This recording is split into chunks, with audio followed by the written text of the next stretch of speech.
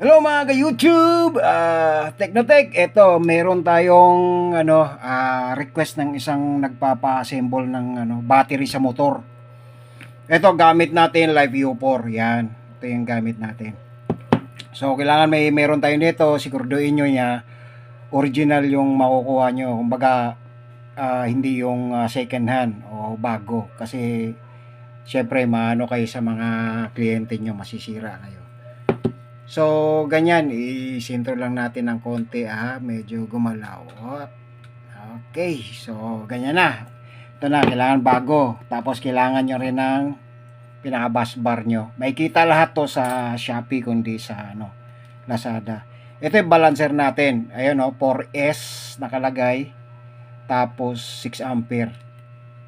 So, yan siya, loads. I-ano ko rin sa inyo kung paano. Ito yung connector niya, ma-connection niya, tapos nilagyan ko na ng walang kasamang ganito yan, pero nilagyan ko na ng mga connector niya. Tapos syempre yung mga roscas dito at saka yung casing. Ito kasi hindi porto, 5 to 5. Meron kasing 5, 6, 7 na type na battery case. So yan, i-assemble muna natin. So, kailangan sa gantong forma para magiging 12 volts ang supply natin. 3.2 kasi yan tingnan nyo. Tapos yan, gawing series natin yan. So, galing sa negative, diretso sa positive. Positive, negative, tapos negative, positive ulit, tapos negative, positive para maging 12 volts. Ito yung connector niya. So, gamitan natin ng bus bar, itong pinaka-connector natin. So, ganyan lang. Huwag lang kayo magkamali ng paglagay ng bus bar niya. Ganyan lang yan. Tapos dito, duktong-duktong lang yan. Ganyan lang yan. Ikutin nyo lang siya. Yan, hindi makikita sa camera. Yan, makikita na. Dito tayo banda. So, ganyan. Sigpitan nyo na lang sa tapos connect. Huwag nyo ilagay dito, mag-spark yan. Kailangan dito kayo sa kabila. Kaya kaya nga tawag nito kaya nga series para makapag-produce ka ng 12 volts. Ayan na mga loads. Simple yan. Tapos ito, huli na. Pinakahuli niya. Ganyan. Huwag kayong magkamali. Uy, kita mo? Pumitik lang dito. Nag-shortage siya. Kita nyo? Ganyan lang. Konting ingat lang. Kasi malakas tong battery na to. Mahatak ng 6 ampere. Ganyan, ikot-ikot lang. Tapos kung madali kayo, i-screw nyo na. So, yan na yan mga loads. Gamitin natin ng screwdriver. Medyo yung screwdriver ko. Hanapin ko yung isang screwdriver na medyo matibay. Ayan. Screwdriver natin yan. Basta higpitan nyo lang. Oops. Mamaya pala higpitan, iporma nyo muna siya. Iangat mo lang ng ganyan. Ayun. O, di ba? Tapos higpitan mo na. Tapos ito rin, higpitan mo rin. Siyempre. Para wala siyang kawala. Up. Teka lang. Bago pala higpitan yan, lalagyan pa natin ng yan. Itong forma lang muna natin. Yan. Kasi ganyan ang posisyon yan. Tuturo ko pa sa inyo. Higa muna natin ulit para i-explain ko sa inyo kung paano gagawin ang paglagay ng yan may nakalagay dyan sa likod.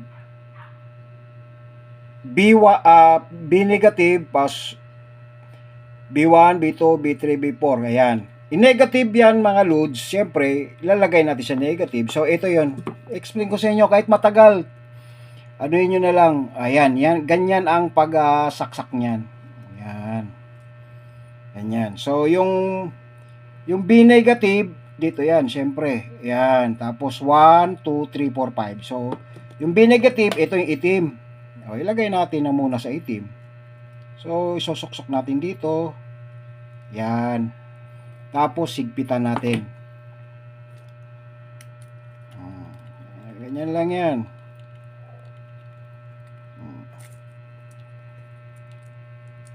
Sigpitan natin ng maayos. Oops, tingnan natin kung matatanggal pa. O, kasi importante yan. Tapos, ilagay muna natin itong pangalawa. Yan. Isa-isahin ko yan para maintindihan nyo. Pagtsagaan nyo lang panoorin. Para kasi mahaba itong video na to. Hindi nyo matutunan kung i-skip nyo isa-isa. Kasi importante yan. Dahil na gusto ko kayong matuto dyan para hindi na kayo magpapagawa. Gusto nyo kayo na lang gumawa. Hindi naman tayo madamot sa gantong bagay. Kung anong ginagawa natin, gusto ko rin magagawa rin ng ibang tao. Kasi alam mo naman, bilihin ngayon, mahal na talaga. At saka magpapagawa nito, mahal na rin. Kaya ang kunting ano ko lang, support lang kayo sa YouTube ko, YouTube channel. Para naman medyo tumaas ang mga subscriber. Libre naman ang subscriber kasi po wala namang bayad. Kaya i-click nyo lang subscribe tapos thumbs up nyo na lang bawat video ko. May matutunan kayo sa akin. O yan. Ganunin nyo lang para tingnan nyo kung mahigpit na. Tapos unang-unan yan, lagay natin sa, wag nyo muna isasaksak dito para safety kayo. Kung saan yung negative, ito negative. Yan. Dito yan, negative. To. Kasama nung power out. Ito yung power out natin. Dalawa yan. So, ganyan. Tapos, lagyan na natin siya ng teka. Walang ano, kailangan meron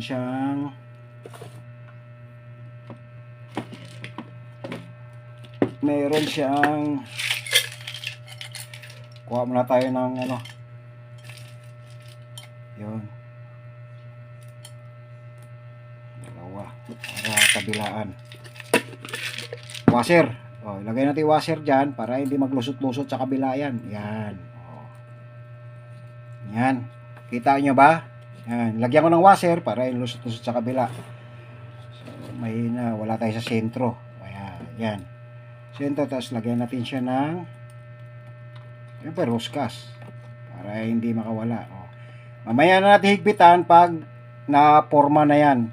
So, pangalawa natin gawin, itong number 1, ito yung number 1, 2, 3, 4, 5. Itong number 1 katabi ng negative. Ito yung number 1 na ilalagay dito. Kasunod, negative, positive. Positive yan. Tapos dito natin ilagay yan. Ganyan lang maglagay niyan. Kahit saan, dito ba o dito mo ilagay, walang problema yan. Basta may lagay lang. Teka lang. Medyo ano lang.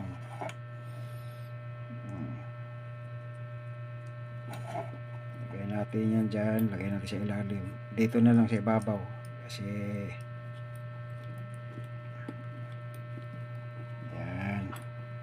Kita ba nyo mga lods? Habang video to. Kaya yan. Para hindi siya makawala. Tapos yung number 2, syempre, from galing dito, ito, number 1 to, ito yung number 2. To, dito natin ilagay yan.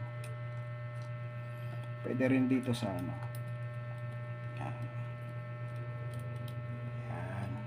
Yan yung number 2. Kita natin mamaya yan pag napurma na.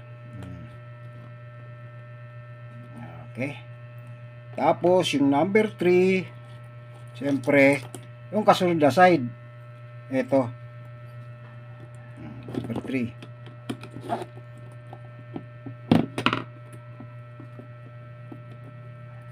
dito na lang natin ilagay sa kabila para medyo magandang kapit dito.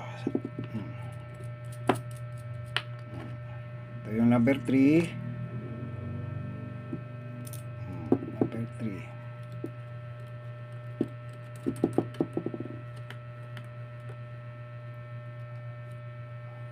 Tapos yung last na number 4, doon natin ilagay sa huling-huli. Kasama naman itong isa. Itong ating positive. Yan, magkasama yung dalawa. So, ganyan. Lagyan muna natin siya ng bago natin lagyan ng saan ba yun? Washer. Lagyan natin ng washer para medyo ano na masyado makapal na, hindi na makikita. Pero pwede pa yan. Yan. Tapos ikot-ikutin mo lang para pumasok. So pumasok na siya. Ano yun natin ng screw yan para hindi na higpitan lang yan. Pero bago natin higpitan yan, pag-iwalayan muna natin, iporma muna natin siya para magpapasok sa case. Iangat natin sa isa, ganyan. Tapos iwalay natin yan. Ganyan. Yan lang. Huwag lang siya magkadikit-dikit. So ganyan na, loads. So higpitan na natin yan. Pwede nating igilid ng konti, ganyan. Tapos ganyan din. Pwede yan. Higpitan natin para maganda yung tapos itong mga to higpitan na rin natin. Tapos ito, mahaba na masyado ang video ko, pero pagtiyagaan nyo muna. Yan, para kabilang side.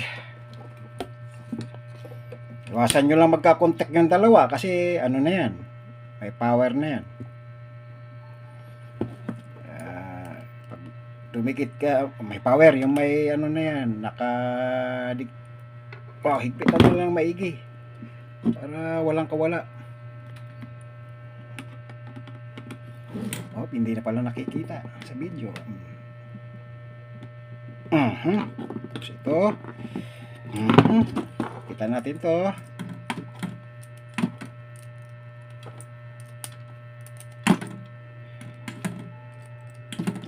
Pasensya na kayo. Wala tayong equipments na pang video na magandang klase. Kaya mahina yung cellphone natin na ginagamit. Kaya wala pa tayong pera eh. Giipon pa. Higpitan lang natin.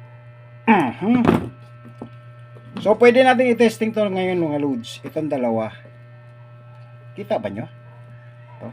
Pwede natin baliin yan. Itong dalawang to. Yan. Para makikita nyo, gilid natin. Kahit wala pa siya, pwede matitesting yan. Kahit wala pang balancer yan. So ganito ang gagawin natin para matest natin yan. O natin. Siyempre, tingnan natin kung nasa 12 volts ba. Panoorin nyo ha. Tingnan nyo ha. Ito yung positive natin. Ito yung negative. Ito yung negative. O, kita nyo? 13 volts. O, kita naman ha. 13 volts. O, 13.18. So, okay siya, loads. Magana. So, ilagay natin tong balancer. Mamaya na. Pasok muna natin to. Basta i-check nyo na lang. Higpitan nyo na maigi itong mga to. Para double check nyo lang. Para para walang mahirap yung magka-loose connection. Kaya minsan umiinit ang battery. Umiinit ang battery, masusunog. Ayun, ang dahilan dyan.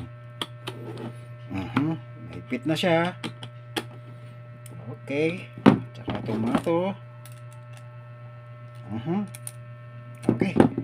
So, ipasok na natin dito. Ayusin lang natin pagpasok. Para hindi siya magulo.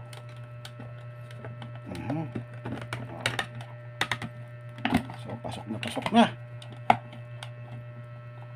Hindi, itong dalawa, ingatan nyo lang magkano to. Kasi mag-spark na yan.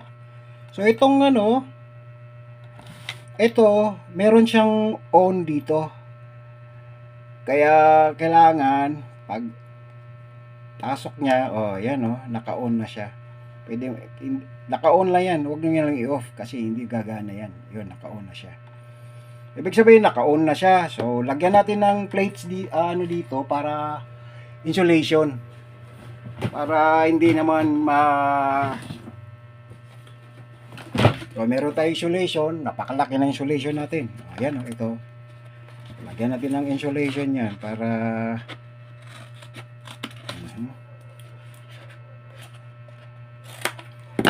so, yan. Mahaba na yung video talaga natin mga loads. Kaya, pasensyahan nyo na. Ito yung insulation natin.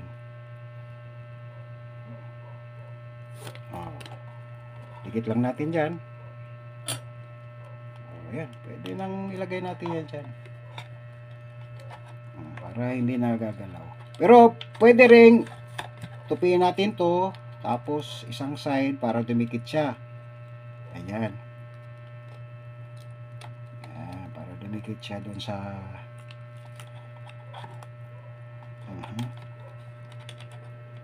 ganyan.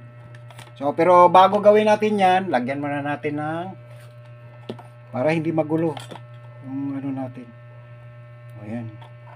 Lagyan natin siya ng ayan, mahaba na talaga itong video natin, mga loads. Ayan, para maganda naman. Ganyan tayo gumawa kahit sa electrical. So, pwede natin ilagay ng ganyang forma or other side of Alma. Ito na lang ilagay natin para medyo mas okay, para dumikit siya, hindi siya gagalaw-galaw dyan.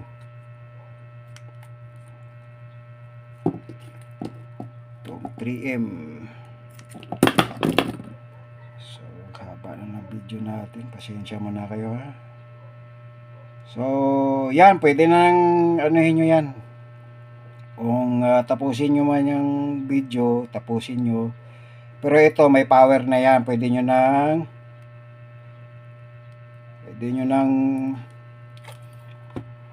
ilagay yan sa ano.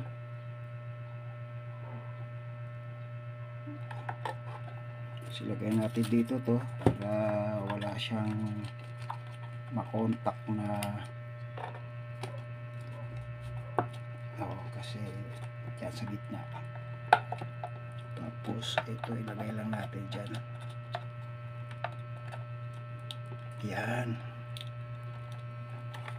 Tapos para maisarado natin ng maayos. Kasi sakto naman yan yan. Tapos ito na yung loads, yung last na gawin natin. Angat muna natin tong camera. Oops, para makita nyo ng maayos. Yan na yung forma. Ito, syempre, may nakalagay negative at saka positive. So, saan yung negative? Di ba? Saan yung ito, may positive nakalagay. Syempre, ilalagay nyo sa positive. Ayan, para hindi siya magulo. So, gagawin natin, ilagay natin sa positive yan. Ito, ilagay natin sa positive. Tapos, syempre, lagyan natin ng crosscast yan para hindi naman siya makakawala.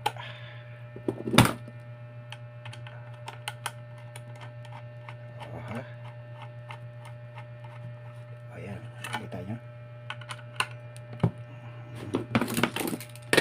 Check natin ang ano, basta parating mahigpit ang ano loads. Mahigpit ang connection nyo diretso dun sa ano. Liko natin ng konti yan. Oops, medyo nakadiretso kasi. Liko lang natin ng konti. Yan, ganyan. Para ito ang matagal ng pormahan nito pag nakaganto. Kunting ingat lang sa higpitan lang. Tapos yung isa,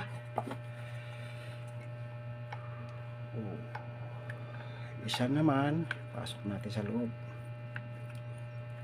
kasi sa isang side dyan, ganyan naman sa isang side, ganyan.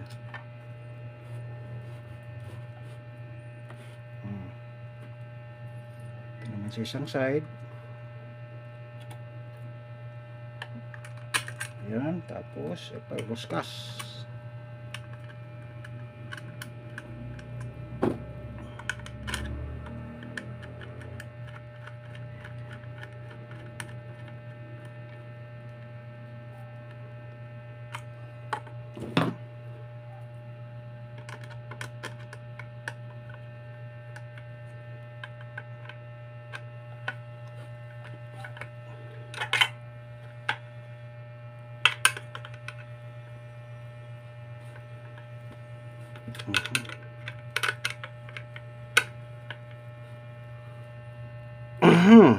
Okay. Yan na. Tapos ipwesto na natin dito. Baliin natin ng ganyan para magkasya. Tapos sa kabilang side, siyempre pupurmahin, babaliin din natin yung ganyan yan para magkasya siya. Tapos dito kasi sa isang side magpunta lahat yan eh.